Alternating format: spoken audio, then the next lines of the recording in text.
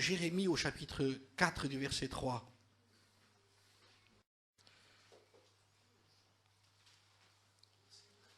Défrichez-vous un champ nouveau. Défrichez-vous, vous, un champ nouveau. Et quand je suis rentré, une sœur qui priait justement, il dit, Seigneur, je voudrais que tu laboures mon cœur, que tu enlèves les pierreries. Eh bien, défrichez-vous, vous, un champ nouveau, et ne semez pas parmi les épines. Vous savez tout simplement que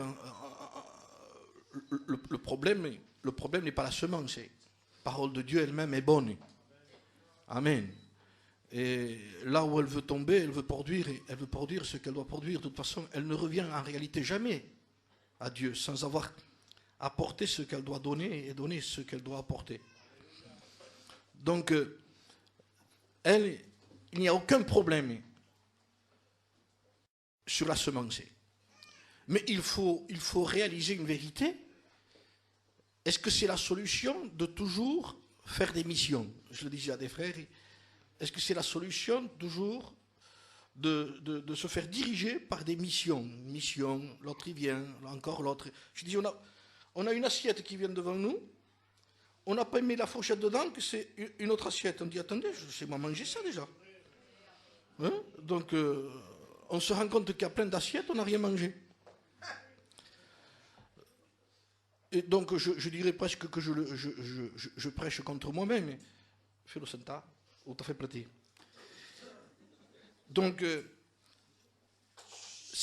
la parole de Dieu, c'est pas simplement de moi faire des missions, c'est réjouissant. Mais en réalité, le problème, c'est le cœur. Et il faut beaucoup de vérité, je dirais, de vérité. Vous savez, je crois qu'il n'y a pas plus vrai qu'un miroir. Vous êtes d'accord? Que vous le vouliez ou non, pour avoir une idée de ce que nous sommes, pour avoir une pensée, pour se faire des idées aussi. Mais quand on se confronte devant le miroir, on dit, ah, ça c'est moi. Il n'y a pas de problème. Donc la réalité, ce n'est pas ce que nous pensions, c'est le reflet du miroir. Et le miroir n'est pas méchant. Vous êtes d'accord? Le miroir est vrai. Et je vous dirais tout simplement que la parole de Dieu, vous le savez d'ailleurs, que la parole de Dieu est un miroir. Je peux vous certifier que c'est plus facile à voir les autres que soi-même. Et ce matin, la vérité du fait que ça...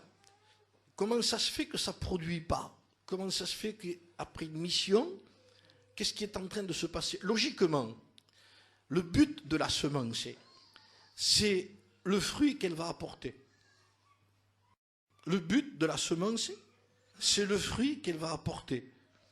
Ce n'est pas une manifestation de frisson ni de don, parce que le Christ disait lui-même, c'est à leurs fruits que vous les reconnaîtrez.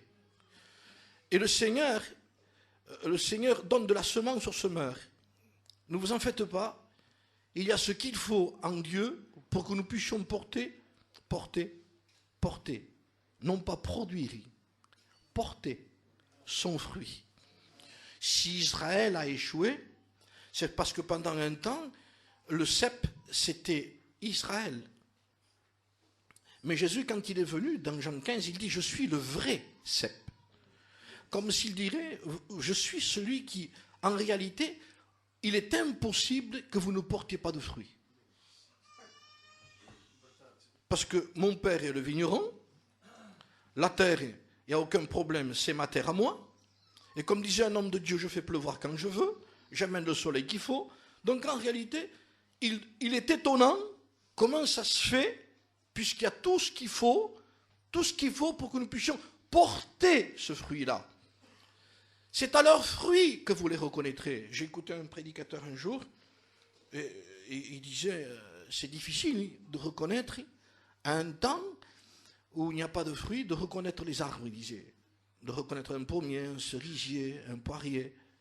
Il n'y a pas de fruits, donc c'est difficile, vous voyez que des branches. Il faut être réellement un connaisseur pour dire ça, c'est ça. Mais si vous y rentrez pendant qu'il y a du fruit, vous n'avez pas besoin d'être un savant pour dire ça, c'est un pommier. puisqu'il y a des pommes.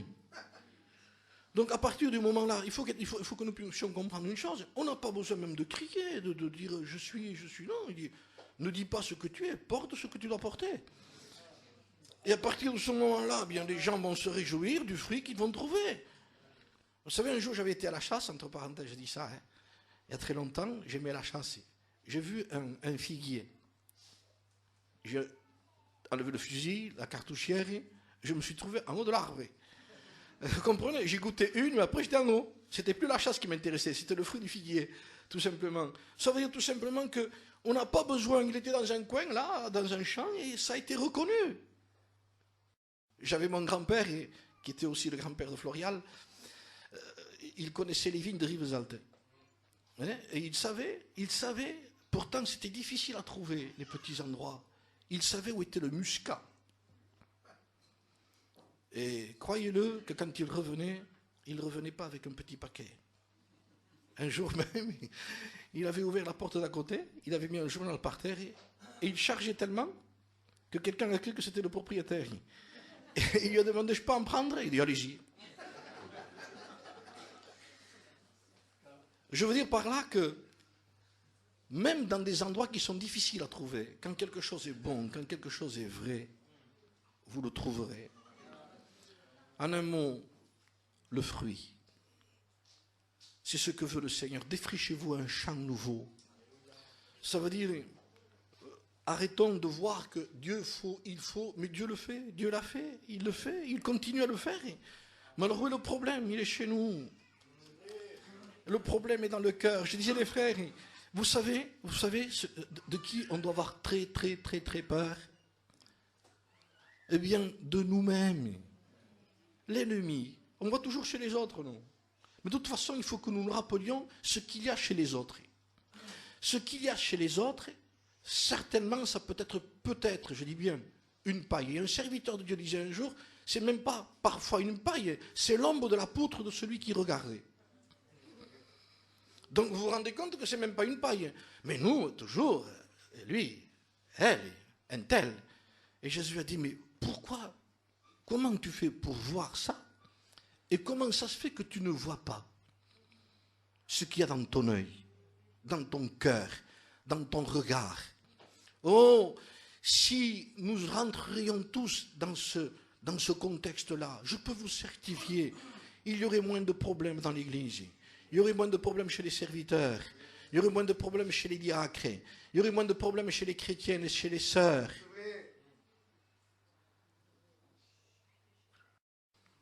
Un jour, je me suis questionné en disant comment ça se fait, où c'est qu'il est allé se ramasser cette poutre, lui.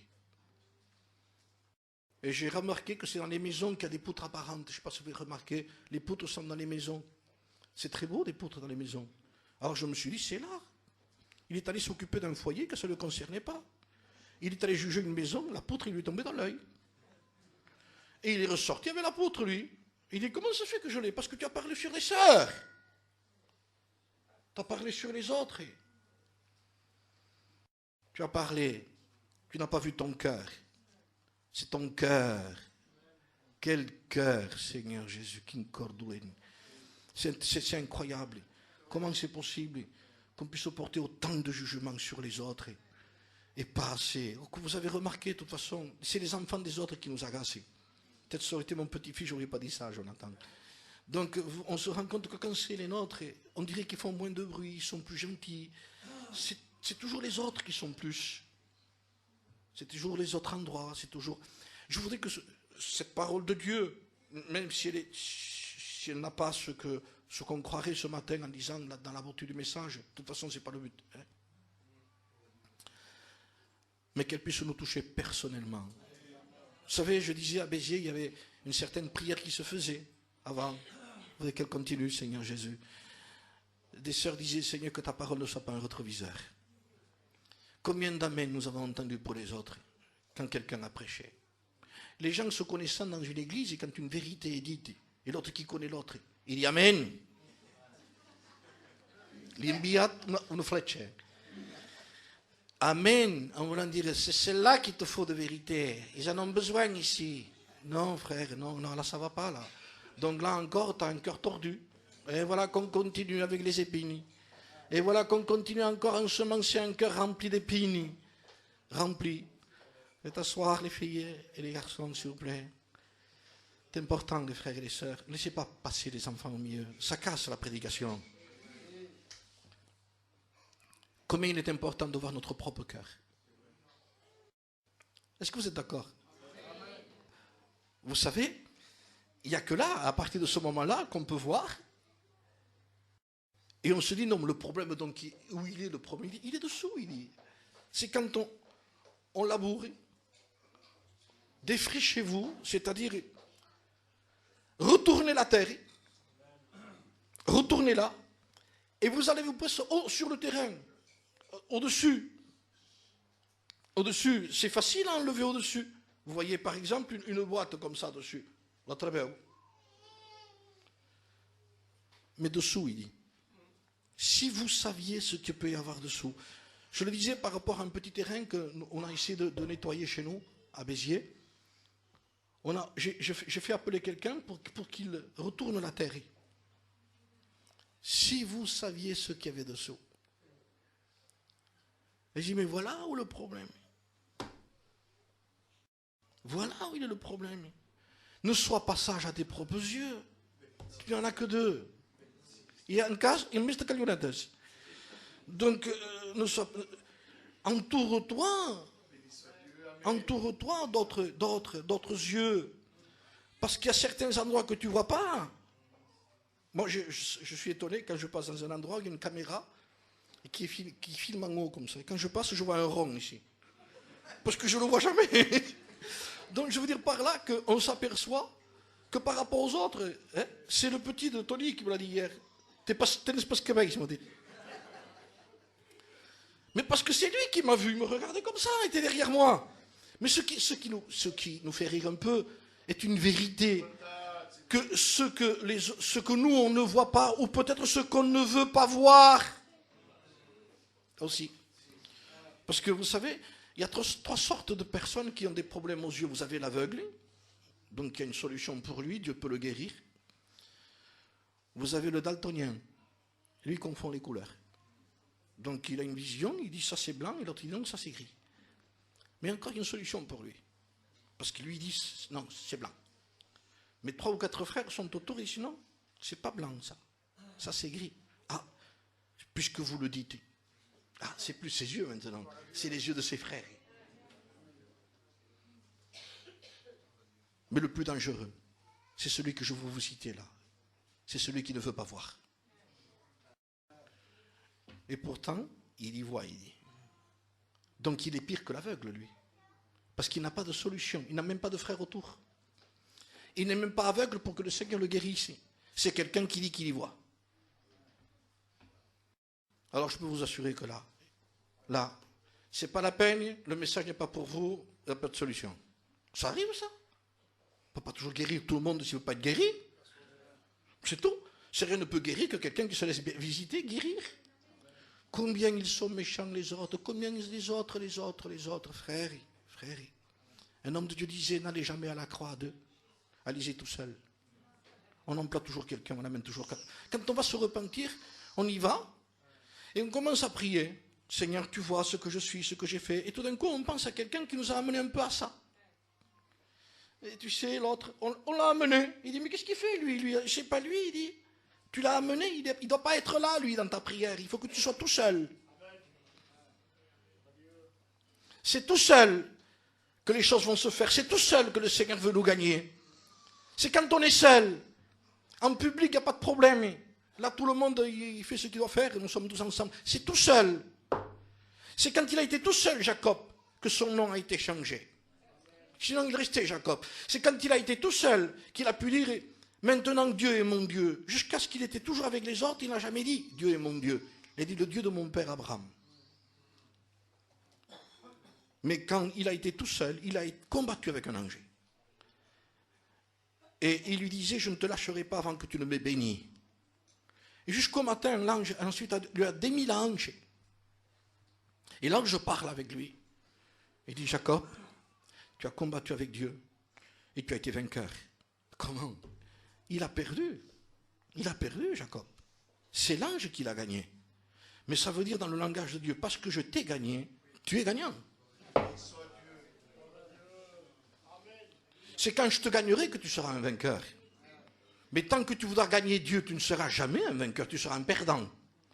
Et depuis ce jour, Jacob ne marchait plus comme avant. Quand on le voyait passer, on disait, qu'est-ce qui s'est passé, Jacob? C'est mon expérience avec Dieu. Je n'ai plus la même marché.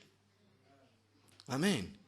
Et à partir de ce moment-là, son nom a été transformé, changé. Tu ne seras plus Jacob, tu t'appelleras Israël. Et quand Jacob a prié après, il a dit, El Eloé, Israël. Dieu est le Dieu d'Israël. Amen. Je ne sais pas si certaines personnes ont fait encore cette expérience. Je me le demande. Parce qu'en réalité, ce que Dieu veut, c'est être notre Dieu. Que t'importe l'autre. Toi, suis-moi. Ce n'est pas de dédaigner les autres, parce qu'il y en a qui se servent de ça pour les dédaigner. Ça ne vaut rien que ça non plus. Hein?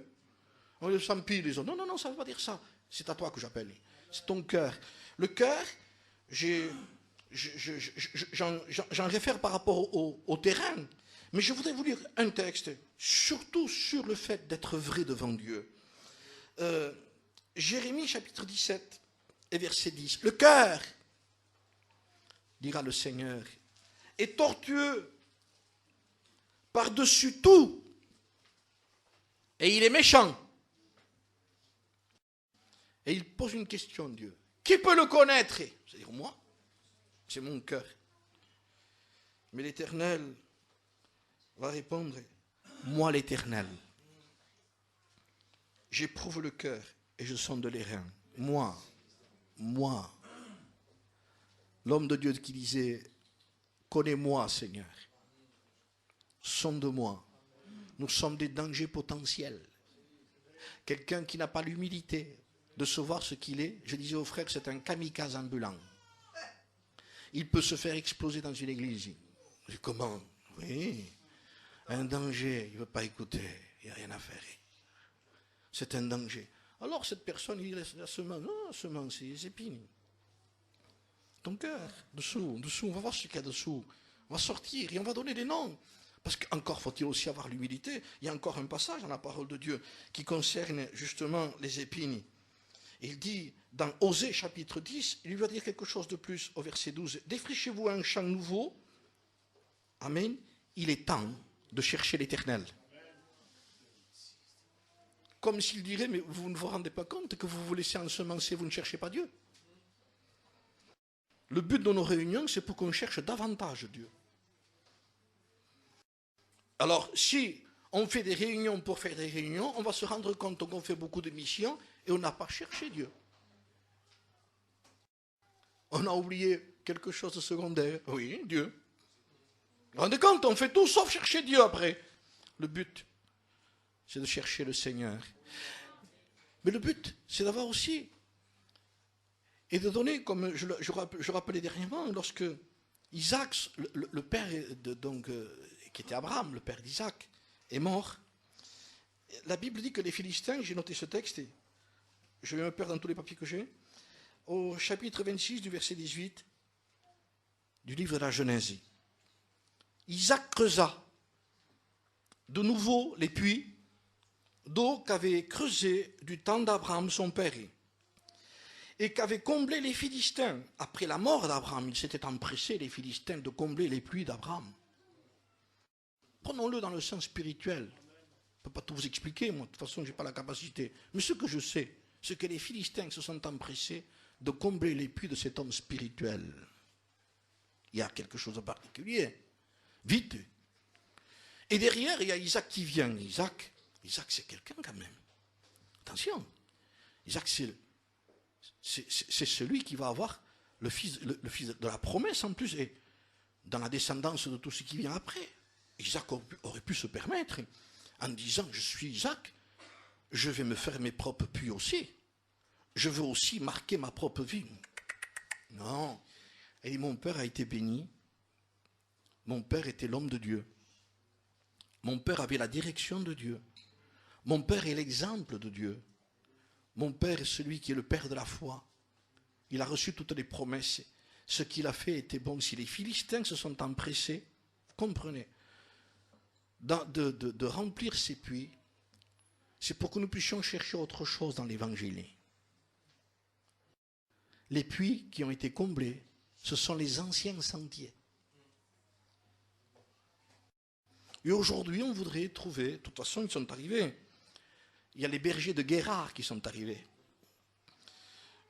Parce que la Bible dit que les puits que les Philistins avaient comblés à la mort d'Abraham, il leur donna, dira la parole de Dieu, Isaac leur donna les mêmes noms que son père leur avait donnés. C'est beau ça quand même, hein? Amen. Ça veut dire qu'on n'a pas inventé notre évangile. Et le Seigneur savait, parce que ces choses ont été écrites pour notre instruction. Il savait bien que dans les temps que nous sommes en train de vivre, on cherche notre style. Et on voudrait trouver des moyens que ça se manifeste dans les sensations, dans les frissons et dans tout ce que vous voudrez. Le Seigneur dit, le problème n'est pas là, il est dessous. Il faut déterrer les anciens puits. Vous voulez de la bénédiction, il dit. Ne cherchez pas des nouveaux puits. Les bergers de Guérard. Et j'ai voulu savoir ce que voulait dire Guérard. Guérard veut dire séjour. Les bergers d'un séjour. Il ne dure pas longtemps de toute façon. Paul Baglière disait ce sont des étoiles filantes. Donc vous avez le temps de faire un vœu, le temps qui passe. Voilà ce que dire ces étoiles, paraît-il. Elles sont filantes. On ne les voit plus. Moi j'ai connu des hommes, ils ont voulu bouleverser le style. On n'a plus entendu parler d'eux, Dieu s'en occupe, vous en faites pas. Hein. Vous en faites pas que ces hommes-là, après, ils sont dans les oubliettes. Dieu veut que nous puissions redonner les mêmes noms. Ils ont essayé de creuser des puits. Regardez les puits qu'ils ont creusés. Les nouveaux puits, Essek. Un puits qu'ils ont appelé eux, qui veut dire dispute. Regardez les nouveaux puits. Sidna. Accusation, haine. Les nouveaux puits d'accusation de haine dans l'église. Nouveau style. Beaucoup de frissons avec beaucoup de haine. Avec beaucoup d'accusations. Et on loue le Seigneur tous ensemble, alléluia. Ça ne marche pas, ça. Ça ne peut pas marcher. Et une hypocrisie énorme de louer Dieu ensemble comme ça et de se critiquer après. Vous le savez que ça ne peut pas marcher. Si nous n'allons pas dans la profondeur de chercher les épines où elles sont, on ne s'en sortira pas. Rehoboth. Rehoboth, c'est encore un puits. Élargissement. Endroit spacieux. Tiens, un évangile large, où on n'est pas serré. Alors que Jésus a dit, le chemin est large et spacieux. Rehoboth. Il y en a beaucoup qui passent par là, ils veulent cet évangile, ne me trace pas trop serré, bien, à l'aise, tellement à l'aise que c'est la voie de la perdition. Voilà pourquoi ils sont à l'aise. Mais il dit, le chemin est étroit et resserré. Non simplement il est étroit, quand on y passe, et il se resserre de plus en plus. Et je me demandais comment ça se fait que ça se resserre, jusqu'à ce que la chair n'y passe plus. Il n'y a que l'esprit qui pourra y passer. Donnons les mêmes noms. Qu'est-ce que je veux dire par là? En ce qui concerne surtout le mot épine. Parce qu'encore faut-il savoir et donner les noms que la Bible donne aux épines. Une épine. Vous vous rendez compte qui veut des épines dessous? C'est facile d'éterrer un champ et voir un morceau de verre et le sortir. Mais,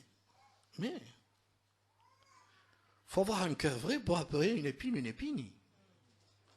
Et seule la Bible nous donne les vrais noms. Or, je sais encore ce matin que si je vais vous dire ce que je vais vous dire ici, ça va être peut-être difficile à accepter. Parce que la chair, elle est tellement subtile, elle veut essayer de spiritualiser les choses. Quand ça lui intéresse, elle ne veut pas abandonner, elle ne dit pas que non, mais elle spiritualise. Il y a une façon de dire, j'en veux pas de la parole de Dieu. C'est une chose. Mais il y a une autre façon aussi qui a le même sens et qui conduit à la perdition. C'est d'en tordre le sens, dira la Bible. C'est-à-dire, je ne dis pas que c'est pas bon, mais ça ne veut pas dire ça. On peut faire comme ça. On la tord. Et Pierre dira, pour notre propre ruine. Méfions-nous de nous. Ennemi public numéro 1, nous. Moi. Nous sommes entre chrétiens, on peut dire certaines choses, non? Un homme de Dieu disait, le moi ou Satan peut se traduire par 3 lettres. M-O-I. Moi. Ça, la même façon d'agir. Ça n'a rien à voir avec le ciel. Ça n'héritera pas le ciel, ni la chair, ni le sang. Il n'en veut pas de nos conseils. C'est la parole de Dieu qui comptait. Il ne veut pas que nous, on se mette en avant. C'est la parole de Dieu qui comptait. Il veut que nous soyons entourés de frères et de sœurs. Parole de Dieu qui comptait. C'est la parole de Dieu qui compte. Et à partir de ce moment-là où nos yeux commencent à s'ouvrir, l'église de la Odyssée avait un problème de vue. Je te conseille d'acheter de moi un collier, afin que tu y vois. Alors ce matin, disons, Seigneur, montre-moi ce qu'est une épine. Ce n'est pas une boîte, ce n'est pas un morceau de verre, ce n'est pas un morceau de fer. Tout ce que j'ai trouvé, je l'ai jeté à la poubelle, moi ce n'était pas un problème. Matthieu 13 va nous donner l'explication de la semence. C'est Jésus qui l'a dit. Je n'ai aucune révélation, pas faire semblant, j'ai reçu rien du tout, je lis. C'est lui qui donne l'explication de Matthieu 13. Il donne l'exemple, la parabole, il explique. Donc je vais vous expliquer ce que je vais expliquer. Matthieu 13.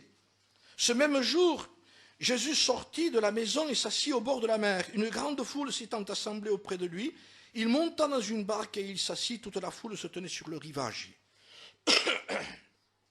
Il parla en parabole sur beaucoup de choses et il dit, un semeur sortit pour semer. Et je voudrais en même temps dire aux semeurs, à ceux qui sont prédicateurs, nous n'avons que dans cette parabole un très petit morceau pour nous. On parle plus de nous après. Nous, semeurs, sortis pour semer, après c'est fini. On parle de la semence et du terrain. Et tant d'importance qu'on se donne. Alors, il leur parla en parabole, un semeur sortit pour semer, comme il semait, une partie de la semence tomba le long du chemin, les oiseaux vinrent et la mangèrent. Pas donner une explication sur tout, mais rendez-vous compte. Comment le Seigneur traduit les choses. Un oiseau. Mais c'est bien gentil. Je disais, il n'y a pas plus beau qu'un petit oiseau. Traduction par Jésus dans les 3 endroits dans l'évangile. Cet oiseau a un nom pour Jésus. Satan. Il n'y a que lui qui est dans les vrais noms. Le malin et le diable. Chacun donne un nom. En voulant dire, tu ne pouvais pas vous tromper, c'est lui. Hein? C'est lui. C'est lui, c'est lui. Donc vous voyez que les petites choses agréables et belles sont un danger. Celles qui sont insignifiantes, en même temps, le Seigneur peut nous démontrer que ces choses-là, elles sont faciles à faire partir. Parce qu'un oiseau, si vous frappez fort avec le pied, il part. À une condition, c'est qu'on veuille le faire partir. Tout dépend le nom qu'il a. Comprenez ça? Alors on en revient au nom que le Seigneur veut que nous donnions en ce qui concerne ce qu'il y a sous le terrain, sous le cœur, et qui empêche la mission de ne pas arriver à ce qu'elle voudrait arriver, la semence à ce qu'elle voudrait arriver et qu'on empêche qu'elle arrive. Seigneur, je voudrais porter ce fruit. Défriche-toi un champ nouveau, sors ce que je vais te montrer. Un semeur donc de semences tombées parmi donc le long du chemin, les oiseaux vinrent et la mangèrent. Une autre partie tomba parmi les endroits pierreux. Elle n'avait pas beaucoup de terre, elle se leva aussitôt, parce qu'elle ne trouva pas un sol profond, mais quand le soleil parut, elle fut brûlée et sécha, faute de racines. Et nous allons parler sur celui-là de terrain. Une autre partie tomba parmi les épines. Ne semez pas parmi les épines. Les épines montèrent et étouffèrent la semence. Ça veut dire que la semence s'est confrontée à une autre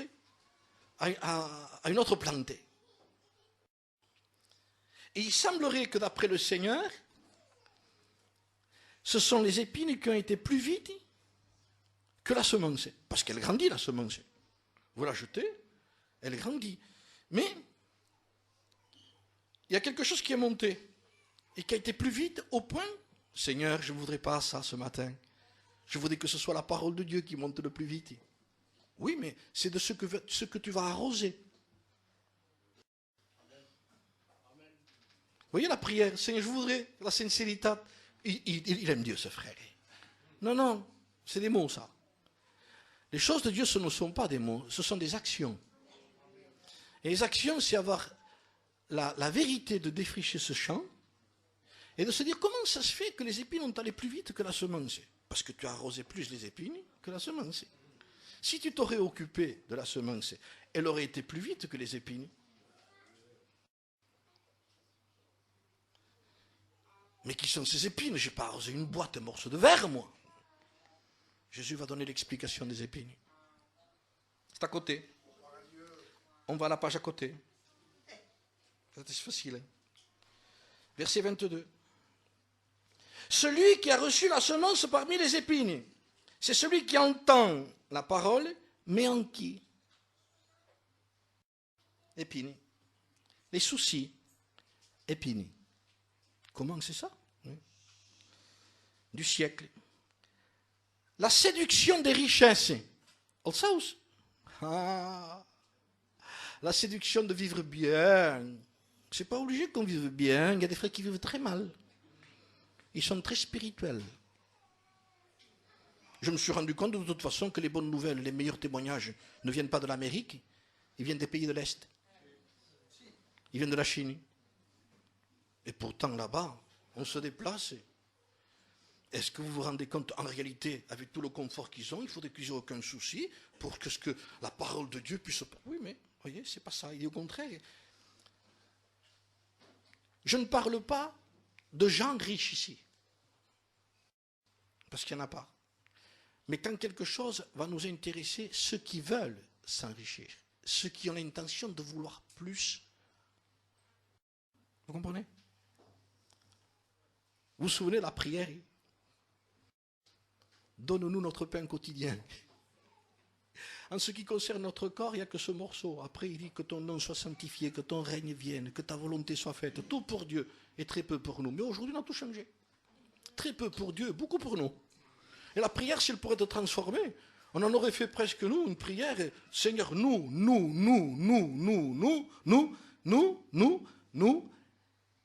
Et t'es un peu de toi, si tu veux. C'est vrai ou pas? Avons-nous besoin d'être riches pour faire ça? Non. Ce qui attriste beaucoup Dieu, c'est la façon de décrire les choses de Dieu. C'est ce qui est arrivé quand ils ont envoyé les espions qui ont été dans la terre promise. Ils ont envoyé 12. Il y avait Caleb et Josué.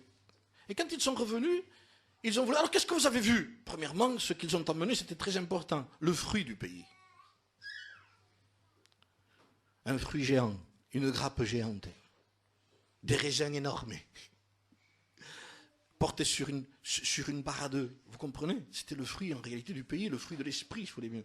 Voilà ce qui était intéressant qu'ils ont emmené. Voilà ce qu'il y a dans ce pays. Voilà ce qu'il y a dans ce pays. Dans ce pays, il y a ça. C'est le plus important. Ou on est chrétien, ou on n'est pas chrétien. Ou c'est ça, ou c'est pas ça. Ou on joue la comédie. Nous sommes chrétiens parce qu'on dit que c'est la vérité. Nous sommes chrétiens parce que nous attendons Jésus. On ne s'attarde pas, nous. Nous, on veut que le Seigneur revienne. Le Seigneur disait, quand ces choses commenceront à arriver, redressez-vous, levez vos têtes, votre délivrance est proche. Ça veut dire, redressez-vous. Ça veut dire, avant de lever la tête, il savait, le Seigneur, que nous serions courbés. Et courbés vers où? Vers un sol qui produirait des épines. Le sol sera maudit. Et il produira des épines. L'église est courbée vers ce sol-là. Mais des épines, on n'en veut pas. Oui, mais traduction des épines. Description des choses de Dieu. De quelle façon on les décrit? Y a-t-il des plaintes aujourd'hui? Vous savez, le peuple d'Israël, ce qu'il a dit? Nous en avons assez de cette misérable nourriture. C'était le pain des grands qui leur avait donné. Il dit, je vous ai donné le pain des grands, le pain du ciel. Et on n'est pas heureux avec la parole aujourd'hui? On n'est pas heureux de ce que Dieu est notre Dieu? Écoutez bien, est-ce que la grâce de Dieu est suffisante ou pas? La grâce de Dieu est suffisante. Mais je suis malade, ce n'est pas un problème, mon frère. Pas un problème. Si le Seigneur veut que tu vives plus longtemps, tu vivras plus longtemps. Même pas y mourir. Mais qu'est-ce que vous le problème? Tu vas vivre le Seigneur. C'est pas un problème, un homme de Dieu disait le problème pour un chrétien, c'est pas de mourir, c'est de vivre. Mais quand on touche ces choses, on dit, parce qu'on ne sait pas où on en est presque aujourd'hui. On a oublié qu'on est chrétien pour le ciel, non? On a oublié ça. On a oublié. On a oublié que Jésus revient. Ah, les médias en parlent de la planète. Ça va à la ruine. Tout le monde parle plus des médias que de ce que la Bible dit. Ils croient les médias. C'est vrai aussi. Mais c'est plus la parole de Dieu pour eux. Quand ils ont décrit et qu'ils sont revenus, ils ont dit, qu'est-ce que vous avez vu? Ils ont dit, nous avons vu des murs très hauts. Nous avons vu des géants. Ils ont commencé à décrire dans ce qui est négatif la vision de l'évangile, de la difficulté, des problèmes, la vision des géants, la vision des murs, la vision de je ne pourrai pas, où il nous a amenés. En un mot, dans la description, c'est pour ça que je veux vous amener à ça. Dans la description, il y avait quelque chose qui faisait beaucoup de mal à Dieu. En voulant dire, tu nous as conduits dans un endroit pour nous faire égorger. En un mot, tu nous as trompés. Il y a des gens qui se sentent trompés au milieu de nous. Ils se sentent tellement malheureux dans l'église, depuis qu'ils sont convertis, qu'ils sont baptisés. Il ne faut plus qu'ils aillent là-bas, on ne peut plus aller là-bas, on ne peut plus aller souffrir. On pleure, hein? Allez-y. Si vous en souffrez tant, l'église, ce n'est pas un endroit de souffrance. Si tellement c'est un problème d'être un chrétien, d'être un baptisé aujourd'hui, mais la porte est large. Il n'y a aucun problème. Je ne dis pas ça pour que les gens s'en aillent, vous le comprenez bien. Mais dans la description des choses de Dieu, description par rapport à la vérité des choses, frères, tout ça c'est du passé. Caleb et Josué disaient, taisez-vous. Taisez-vous. Je crois qu'il faudrait des frères qui se lèvent et des sœurs qui disent, taisez-vous. Le pays que le Seigneur nous a donné est un bon pays, où coule le lait, le miel. Nous sommes un peuple heureux, non pas accablé et pleurant sous les tentes. On faisait pleurer, les gens pleuraient, on entendait des pleurs sous les tentes en Israël. Dans chaque tente, on entendait, mais qu'est-ce qu'ils ont, disait Moïse, qu'est-ce qu'ils ont, pourquoi ils pleurent? Ils se plaignaient, des gémissements. On peut pas. Il y a des gens qui disent, si je n'étais pas chrétien, vous vous rendez compte?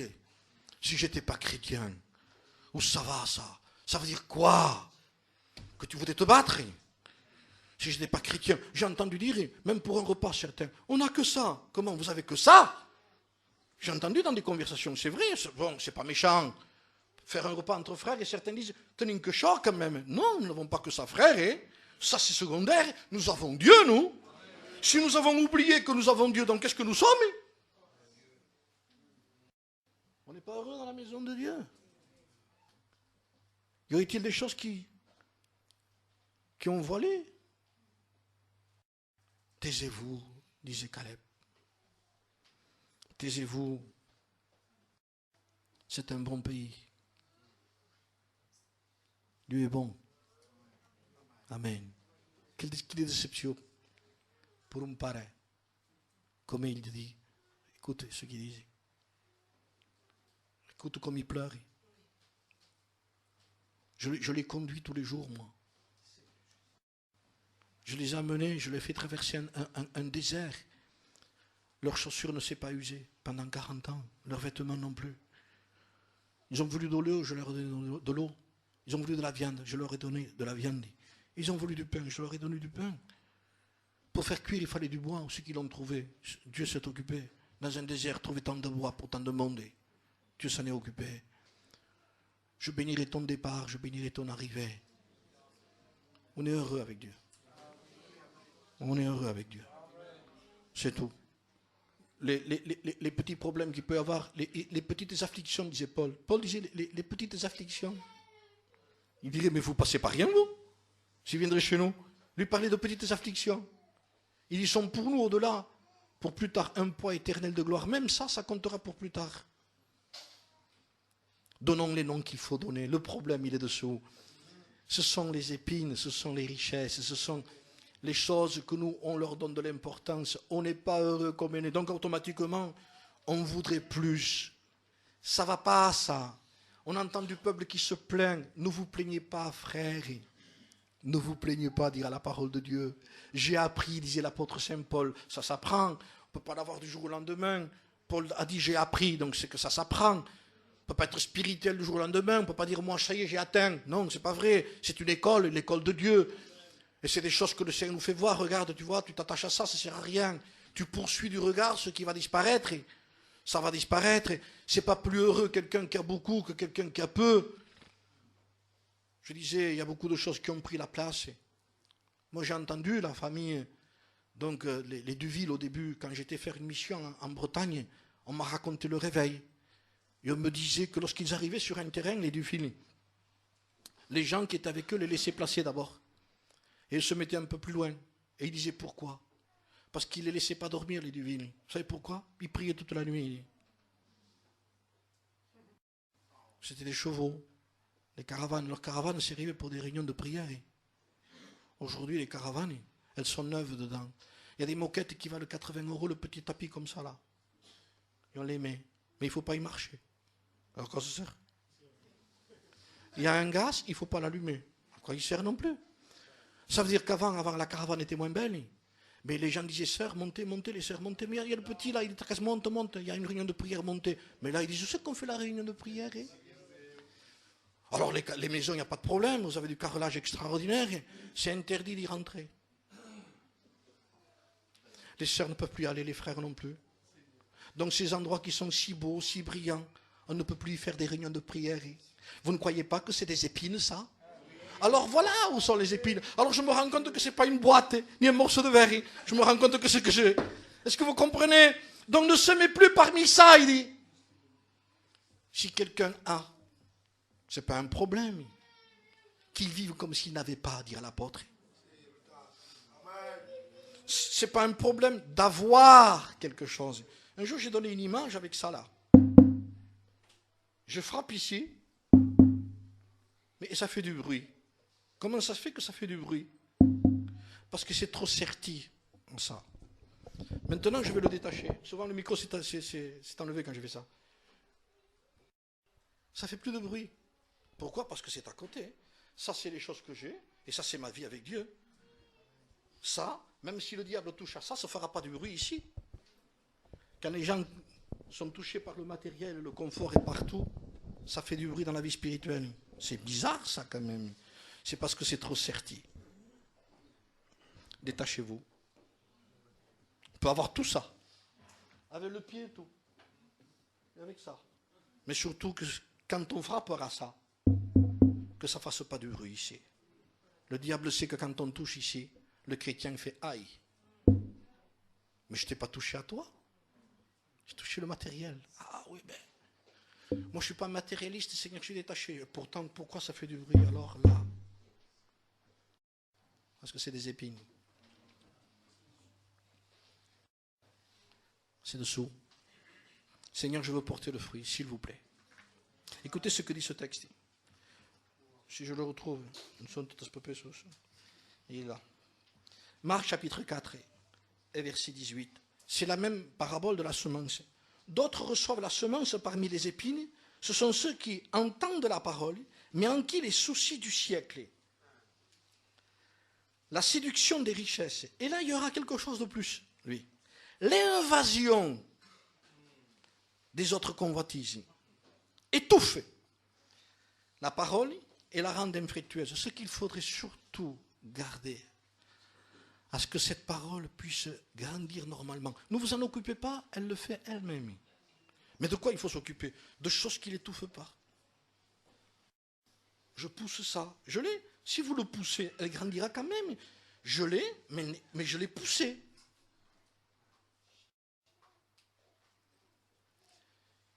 Je ne sais pas si vous avez entendu la prière de l'homme de Dieu. Je ne sais pas si je l'ai mis là, dans les proverbes.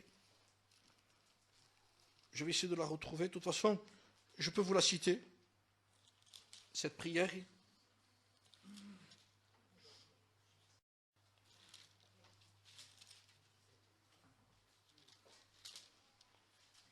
L'homme de Dieu qui fait une prière, de toute façon je peux vous la citer, je l'ai appris. Seigneur, avant que je ne meure, je te demande deux choses. Éloigne-moi la fausseté, la parole mensongère. Ne me donne ni pauvreté. Moi non plus, j'en veux pas. Ah, on va pas faire de choses, je ne veux pas être pauvre. Il dit, pourquoi? Il y a des risques. Il dit, je risque de faire des choses qu'il ne faut pas après parce que ne me donne ni pauvreté, mais ni richesse. Mais c'est là qu'il y a le hic, comme on dit. C'est facile à dire, je ne veux pas être pauvre. Mais voir autant la pauvreté que la richesse un danger, il faut avoir des yeux ouverts. Il faut réellement les avoir ouverts pour dire c'est un danger. C'est un danger parce que ça va m'étouffer dans ma vie. Est-ce que vous comprenez ça?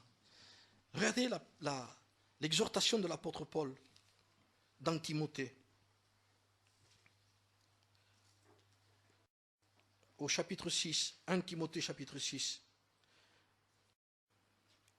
Et au verset 6, c'est en effet une grande source de gain que la piété avec le contentement. Le gain, c'est être pieux, amen, et content dans l'état où on est. J'ai appris à être content dans l'état où je me trouvais. Les frères, nous touchons à un sujet que même si nous disons amen, c'est un travail. Il faut beaucoup de vérité pour se rendre compte qu'un danger peut être le fait qu'on est à la recherche. Écoutez bien, maintenant je continue. Car nous n'avons rien emporté dans le monde, il est évident que nous ne pouvons rien emporter si nous avons la nourriture et le vêtement. Cela nous suffira. Cela nous suffira. C'est la Bible qui parle. Mais, ceux qui veulent s'enrichir, ce n'est pas des riches ça. Ceux qui veulent plus, ceux qui veulent s'enrichir, de toute façon Dieu connaît les moyens, et ne vous en faites pas, bon, parce qu'il y en a qui disent, bon, avec un morceau de pain on ne peut pas s'en sortir aujourd'hui, avec une nourriture on ne peut pas s'en sortir, il y a des choses à payer, vous en faites pas, c'est normal ça, ça appartient aussi dans tout le contexte. Donne-nous notre pain quotidien, ça veut dire, donne-nous tout ce qu'il faut pour pouvoir arriver à ce qu'on veut. Mais ceux qui veulent s'enrichir tombent dans la tentation. Remarquez combien de choses sont eux. Tombent dans la tentation, dans le piège, et dans beaucoup de désirs insensés et pernicieux qui plongent les hommes dans la ruine et la perdition. Elle est claire, la Bible, quand même. Paul n'a pas caché, il n'a pas dit, qu'est-ce qu'il veut dire, Paul? Paul, il dit, je dis ce que je dis. Car l'amour de l'argent est une racine de tous les maux, et quelques-uns en étant possédés. Il y a le mot posséder. Moi, ce que je sais, c'est que un démon, quelqu'un de possédé, je l'ai vu, on a prié au nom de Jésus. Le démon est sorti. Donc ça veut dire, même si c'est une légion de démons, hein, Jésus a chassé des légions de démons. Les possédés ont été délivrés.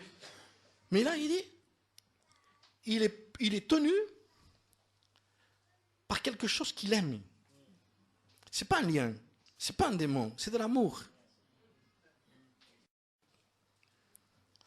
Et quand on aime, c'est difficile à dire au nom de Jésus, je te chasse. Tu ne chasses rien du tout, c'est de voir la réalité de ce que nous aimons. Ce n'est pas parce que nous l'aimons et que c'est beau que ça ne peut pas être un danger. C'est une épine, et pas qu'une, qui dit l'amour de l'argent est une racine de tous les maux. Et quelques-uns en étant possédés se sont égarés loin de la foi. Égarés loin de la foi, ils vont à la réunion quand même. Hein. Mais comme on l'avait noté un jour avec un frère, ils ont fait naufrage par rapport à la foi. Et cet homme de Dieu disait, ils ont coulé avec la cargaison. On peut couler avec toute la connaissance. Naufrage par rapport à la foi. Égarés loin de la foi, se sont jetés eux-mêmes dans bien des tourments. Ils se sont jetés. Je disais un jour, quelqu'un qui glisse et tombe à l'eau, vous pouvez le sauver, parce qu'il est en train de se noyer. Mais quelqu'un qui veut se suicider, c'est difficile. Vous pouvez le sauver aujourd'hui, mais tôt ou tard, il vous échappera. il se jettera dans l'eau. Mais quelqu'un qui glisse, il tombe, vous pourrez le sauver. Parce qu'il ne voulait pas. Il criera à lui, et vous le sauverez. Mais quelqu'un qui veut ça, il se suicide spirituellement. Alors, aider les gens, on veut bien. Mais quelqu'un qui veut ça, et qui ne veut pas admettre ça, qui n'appelle pas les choses comme elles sont par leur propre nom, en donnant les mêmes noms, ce que la Bible donne. Aujourd'hui, le langage est parti. Si vous saviez combien il est parti, ça dépend de ce qu'on prêche dans certains endroits. La cassette, vous n'en vendez pas une. Vous regardez l'original toute votre vie. Mais faisons une réunion de louange avec des choses. Tout le monde en voudra pour l'encouragement, le vrai encouragement. Vous savez, dans certains domaines, quand on prêche, ça dépend de ce qu'on dit. Par exemple, le Seigneur vient, il nous aime, il nous a sauvés, on entend gloire à Dieu, alléluia. Et quand on dit ces choses, tout le monde reste dans le silence. Il faudrait que nous entendions des gloires à Dieu. Il faudrait que nous entendions alléluia. Mais ne savez pas. Comment ça se fait? Parce que la chair ne veut pas le produire, ça, vous comprenez? Ça le dérange tellement qu'il n'y a pas de louange là-dedans. Et cependant, la véritable louange est dans la vérité qui nous découvre. La véritable louange est dans les paroles qui sont en train de nous garder. Amen. Il faudrait dire merci. On l'a dit à des professeurs. Moi, j'ai remercié le professeur qui a pris mon fils à 8 mois, qui l'a pendu comme un petit porc, et qui lui a ouvert le côté, qui lui a sorti un rein. Et j'ai été le remercier. Pourtant, la manjate. Je dis merci, professeur. Vous avez sorti le rein pourri, qui pouvait pourrir l'autre. Mon fils pouvait mourir. Merci, professeur. Merci, vérité. Merci, parole de Dieu. Merci, merci, merci, merci dans les temps que nous vivons. Merci pour la vérité qui est en train de nous affranchir. Pas la vérité que moi je prêche, la vérité qui est écrite dans la parole de Dieu. La vérité, ce n'est pas un homme qui parcourt la terre, parce qu'aujourd'hui, ces hommes-là, vous pouvez les voir en haut d'une estrade, et demain apporter une fausse doctrine. Ne vous ayez pas, il ne faut pas s'appuyer sur eux. Appuyez-vous sur la parole. C'est elle. Elle est en train d'appeler les choses comme elles sont. Après ce discours de Paul, je voudrais le finir, ce discours, parce que la fin est très importante aussi. J'ai dit ce qui était négatif, mais il va dire au verset 11, « Pour toi, homme de Dieu, ou femme de Dieu, fuis. » Il ne dit pas, fais attention, fuis. Mais c'est difficile à fuir quelque chose qui est beau, qu'on aime. Combien de vérités il faut pour arriver à dire ça, c'est un danger? Puisque ça m'empêche de me réunir, de prier, ça me prend la tête. Une épine n'est pas une maladie. Moi, j'ai remarqué qu'il y a des maladies qui nous rapprochent de Dieu. C'est pas. Une épine, c'est des choses qui sont belles. Et le Seigneur l'a décrit, une invasion des convoitises. Envahi par des désirs qui nous plongent dans des choses négatives, des choses qui n'ont rien à voir avec les choses de Dieu. Pour toi, homme de Dieu, fuis ces choses. Fuis et recherche. Ça veut dire que tu ne pourras jamais rechercher si tu ne fuis pas avant. Les choses vont avec. Hein? Je vais rechercher. Avant, fuis. Trop près des choses. Vous savez, j'ai entendu dire, par exemple, si vous avez votre portable allumé au Pertus, des gens m'ont dit, ferme-le là. Ça dépend de la rue où tu es. Tu captes SFR ou tu captes Espagne. Et tu vas payer très cher, il me disait. Vous vous rendez compte? Alors je le ferme. Et j'attends de m'éloigner, de prendre mon auto et de me trouver très loin sur l'autoroute, en dehors du Pertus. Et là, je sais que je capterai que c'est fait.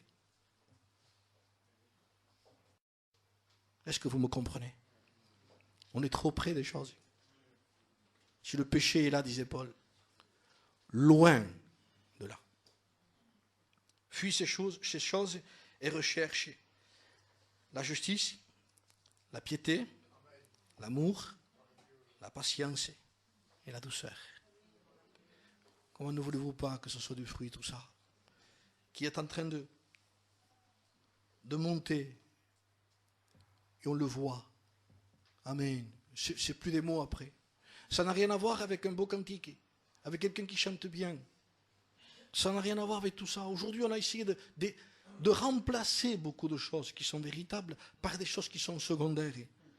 On dit, fais chanter ce cantique par un tel. D'accord, moi je ne dis pas qu'il n'y a pas des hommes. Vous avez un nom de Dieu qui s'appelait Sanké, quand il chantait, pas de problème. Mais je veux dire, c'est ça, c'est secondaire. La priorité, c'est nous. Notre propre cœur.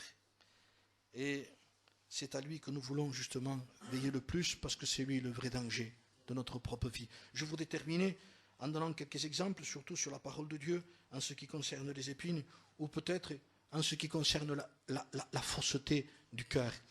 Je voudrais terminer par l'exemple d'un homme. Je vais vous le citer vite fait.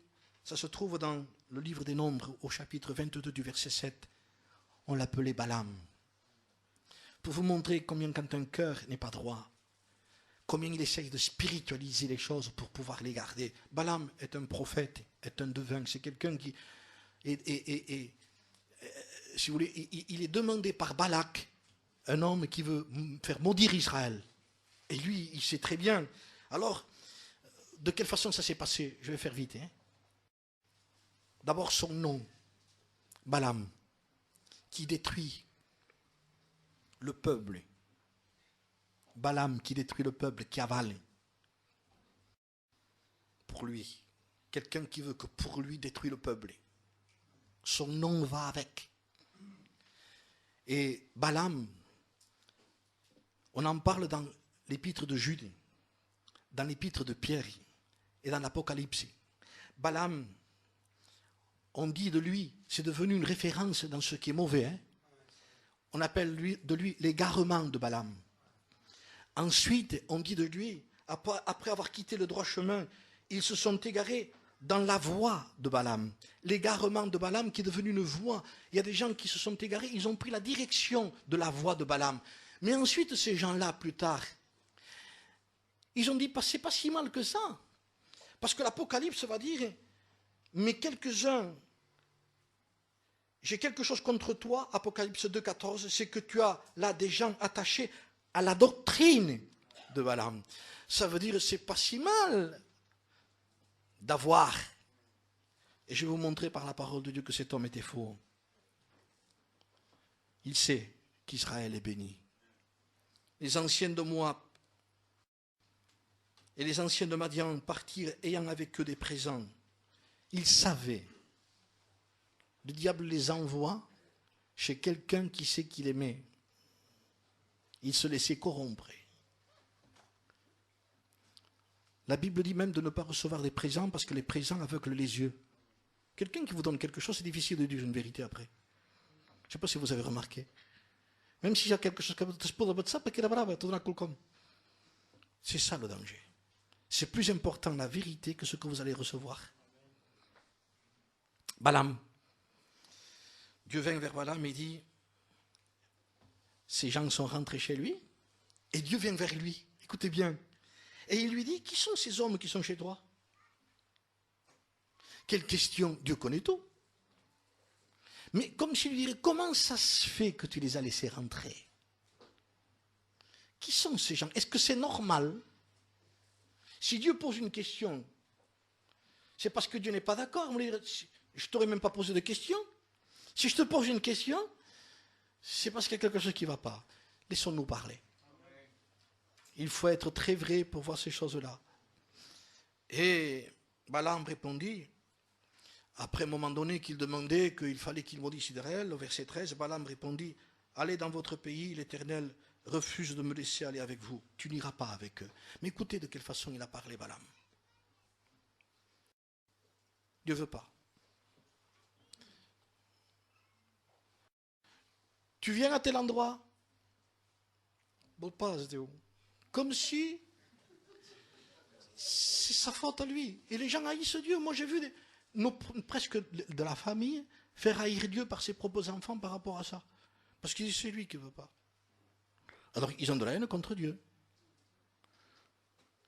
Ils ne disent pas, non, je suis d'accord avec Dieu, moi. Je n'y vais pas. Non, même après, ils posent des questions. Donc, ils demandent si on peut faire, on peut aller, on peut faire, on peut aller.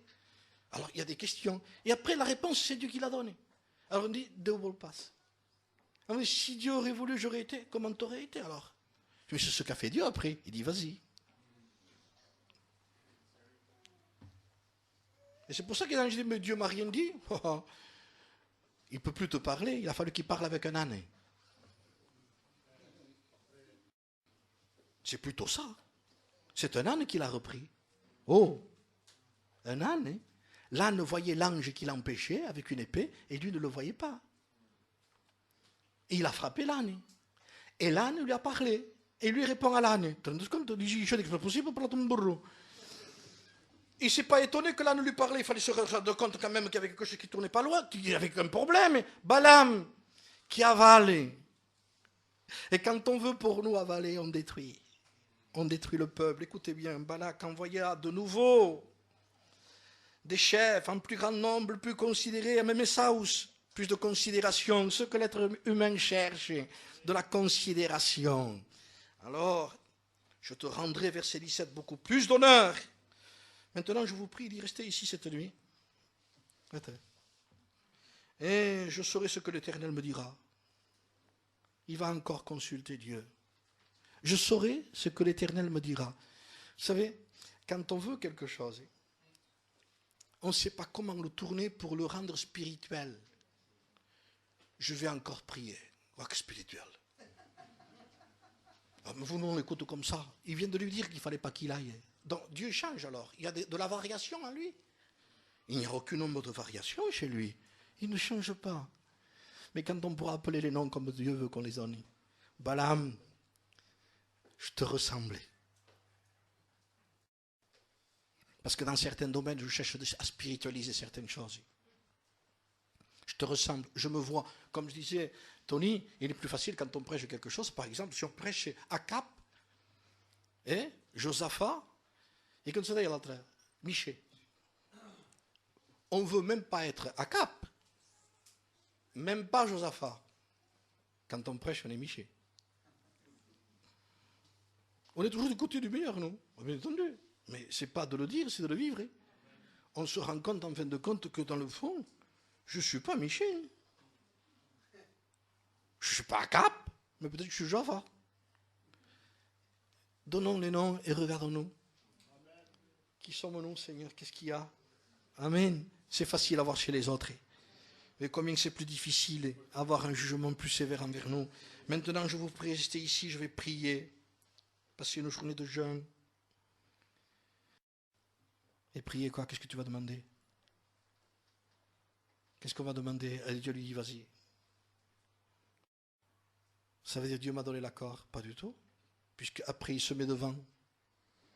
Et comme disait un jour un homme de Dieu, c'est dans un ton ironique presque. Vas-y. Tu veux le faire? Fais-le.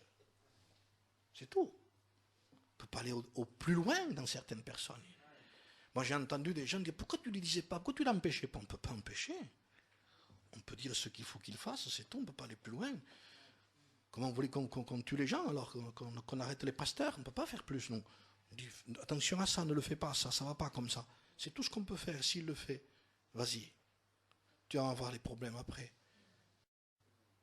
Tu étais sur une voie de perdition, Balaam. Lui, il engeait. Tu étais sur une voie de perdition. C'était grave. De toute façon, Balaam n'a pas changé. Un peu plus tard, il y a un texte qui dit qu'il a été tué. On l'a tué, Balaam. Vous vous rendez compte? Comment l'être humain peut se tromper lui-même?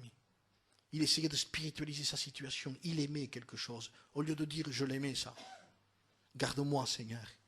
Je ne veux pas maudire Israël, c'est impossible. De toute façon, il n'a pas pu le faire. Quand il est monté sur la montagne et qu'il a vu Israël, l'Esprit de Dieu l'a saisi. Et il lui a dit, qu'elles sont belles tes tentes, Israël. On ne peut pas maudire ce qui est béni. Amen. Mais soyons vrais devant Dieu. Donnons les noms qu'il faut donner dans la parole de Dieu. Regardons ce que sont les épines. Regardons ce que sont les épines. N'oubliez pas, les épines, c'est ce qui peut envahir nos pensées et ne plus avoir de communion avec Dieu. Tellement de choses qu'on veut, tellement de soucis. On rentre tellement dans de choses qu'on voudrait ça et ça et ça. Et après on se dit, mais j'arrive pas à avoir de communion avec Dieu. Je lis la Bible et je rentre en souci. Je ne sais même pas ce que j'ai lu. Je rentre en souci. Il lui tressait une couronne d'épines.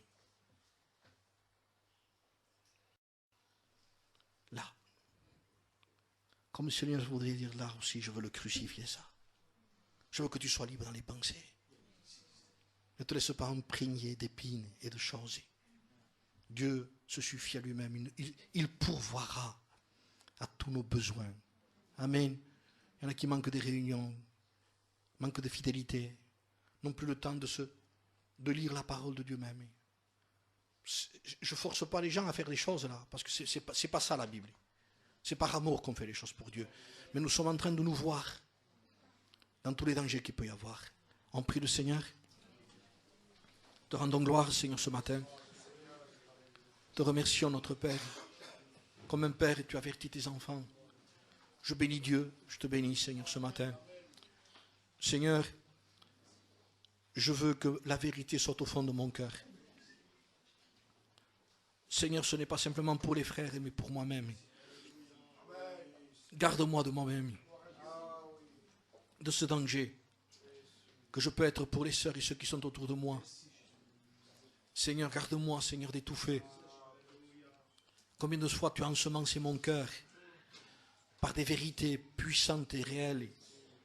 Elles ne sont pas arrivées à maturité, Seigneur, parce que je me suis occupé plus des épines.